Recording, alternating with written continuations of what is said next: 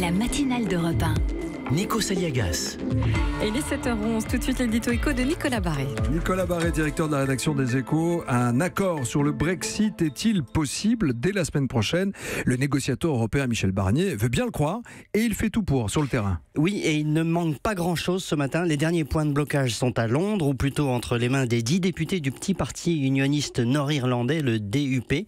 Leurs 10 voix représentent pile ce qui manque à Theresa May pour avoir une majorité au Parlement. Alors ils en profitent.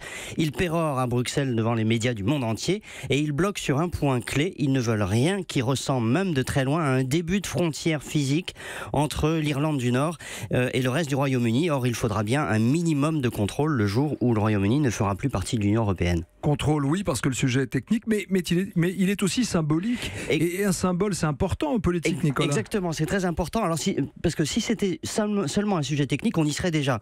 Vous savez, l'Europe a fait déjà beaucoup de concessions pour que le commerce physique entre le Royaume-Uni et l'Union reste fluide. C'est ce que demandent les entreprises.